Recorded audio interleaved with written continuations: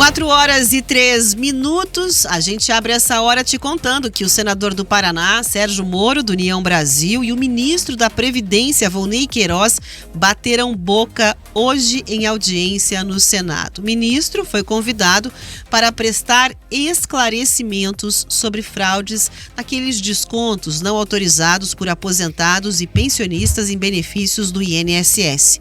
Ao responder uma pergunta de Sérgio Moro, o ministro, o senador, aliás, comentou que uma matéria veiculada trazia na Rede Globo um depoimento de um servidor do INSS que denunciou os descontos indevidos lá em 2020 e depois sofreu ameaças quando o Moro era ministro da Justiça e Segurança Pública. A gente vai acompanhar um trecho, já já a gente explica melhor o que aconteceu.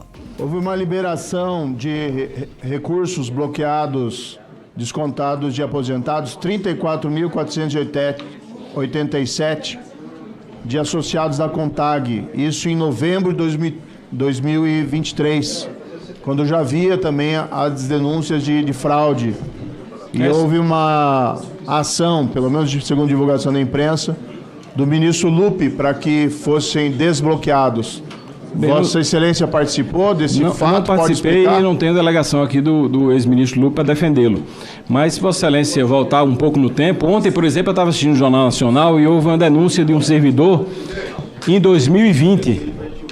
Um servidor em 2020 denunciou à Polícia Federal que havia descontos indevidos, que havia fraude. Essas denúncias foram feitas em 2020, senador. Parece que Vossa Excelência era o ministro da Justiça nessa época. Vossa Excelência fez alguma coisa para coibir essas fraudes?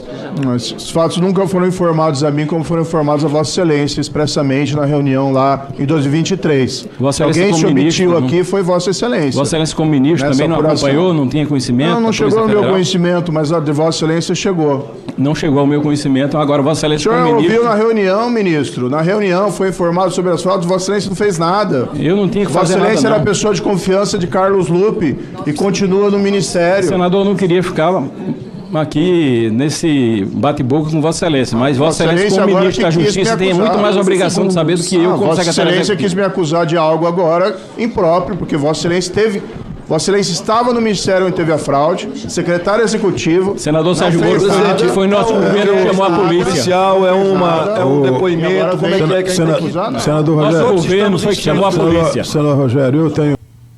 Tá aí, portanto, o momento de confusão. Só vou explicar o que se passou exatamente, porque ficou confuso aqui o texto, na hora que a gente foi chamar esse bate-boca. Na verdade, o senador Sérgio Moro, ele começou essa audiência fazendo várias perguntas, e inclusive, porque foi ele quem propôs, A primeira que ele fez foi sobre rendimentos do ministro, prestação de dinheiro, que o ministro teria uma espécie muito vultosa na casa dele de dinheiro e tal. Aí já houve ali um estranhamento, o ministro falando, eu acho que as pessoas que estão acompanhando, meu imposto de renda está em dia, acho que quem está acompanhando não está interessado em insinuações sobre meu dinheiro. Tenho dinheiro em espécie, sim, é legal, não é crime nenhum no Brasil, de que as pessoas que estão acompanhando querem saber dos aposentados e dos pensionistas, mais do que essa situação. Então ali a tensão já começou na primeira pergunta, Porque aí vieram, enfim, representantes aliados ao governo da casa, dizendo, não, isso não tem nada a ver, você ficar perguntando aqui do imposto de renda dele, o que tem a ver isso e tal. E aí o senador Moro falou, ok, vamos continuar aqui então o assunto. Aí perguntou a ele, Foi perguntando porque ele não fez nada, porque nada foi feito, e ele foi respondendo, que isso teria sido instaurado no governo anterior, até que o momento de tensão chegou ao auge, dentro desse jogo de empurra, mas foi agora, mas foi em 2020, mas a medida provisória. E aí o ministro disse assim, veja bem, essa história aí, ela vem de 2020, quando você, Moro, era ministro da Justiça. Por que você não fez nada? E aí é que culminou, então, nesse bate-boca. Acho que agora está bem explicada a contextualização do que você acabou de ouvir. E mais tarde esse bate-boca segue, porque o Moro pediu a palavra para esclarecer que não fazia mais parte do governo Bolsonaro na época da denúncia. A gente vai ouvir esse trecho. Do ministro. Ele falou aqui que um servidor do INSS denunciou em 2020 esses desvios legais e chegou a sugerir aqui que eu tinha me omitido. Eu fui atrás dessa notícia e recebi agora, e por isso rebato agora, que esse depoimento foi em setembro de 2020. Sequer eu estava no governo mais. Agora, se eu tivesse recebido, como Vossa Excelência recebeu, em junho de 2023, a notícia que haviam essas fraudes, eu teria tomado providências imediatas. Se isso...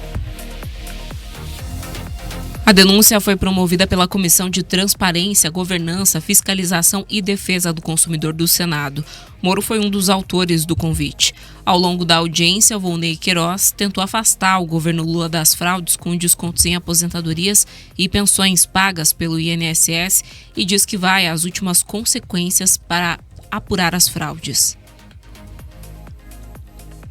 É o assunto do momento, né? A gente está falando de um escândalo no INSS, o roubo, essa é a palavra correta para se usar, do dinheiro dos aposentados e pensionistas. E aqui eu devo lembrar que 70% dessas pessoas ganham um salário mínimo. A grande maioria está vivendo ali, ou melhor dizendo, está subsistindo com esse recurso. E aí, o que aponta essa investigação é que essas associações, essas empresas que se formavam, elas muitas vezes sequer tinham estrutura para oferecer um serviço. Vou dar aqui um exemplo, a questão de assessoria jurídica, mas faziam o desconto indevido nas folhas de pagamento dessas pessoas com a justificativa de que estariam prestando um serviço que na prática não era prestado, que na prática sequer tinha sido contratado, sem o consentimento, às vezes o conhecimento dessas pessoas.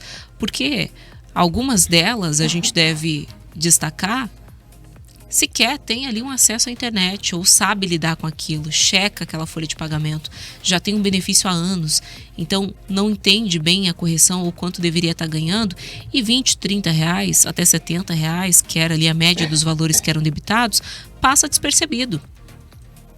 Foi um ou outro beneficiário, muito pontualmente, que notou, denunciou, foi atrás de entender que autorização era aquela que essa pessoa não tinha dado, que fez com que essa investigação prosperasse e chegasse a esse ponto. E aí, como a gente comentou logo no primeiro dia, quando ouviu os investigadores chamando de escândalo, o que a gente viu no início foi o fio da meada.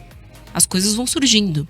Esse depoimento que é citado ali na audiência foi dado por um ex-servidor que sofreu ameaças de morte. Não só ele, a equipe dele.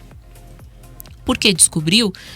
Eu vou até buscar aqui o nome que uma dessas associações, que é ligada à agricultura familiar, de repente ampliou de forma astronômica o número de associados.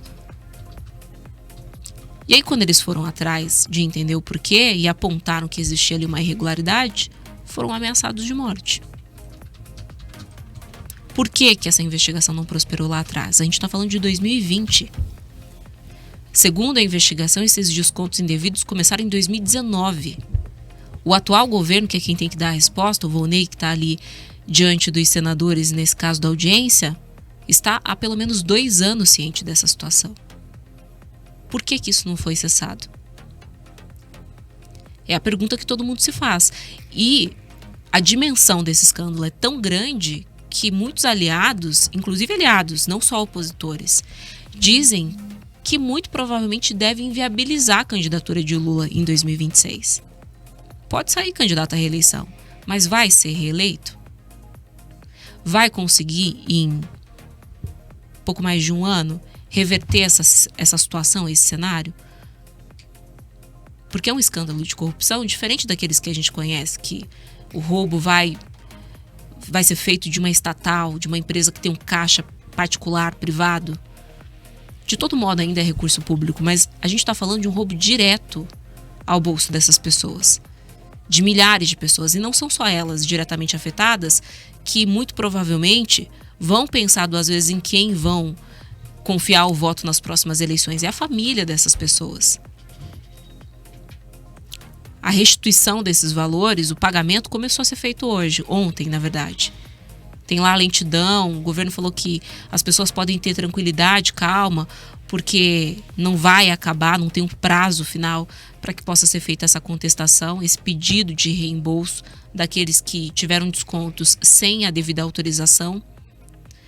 Mas ainda assim, esses impactos eles vão continuar sendo sentidos. É realmente a grande questão hoje no nosso país. tentar entender como um esquema como esse se forma, prospera durante anos sem que nada seja feito. Porque a questão central aqui, eu chamo a atenção, Rafa,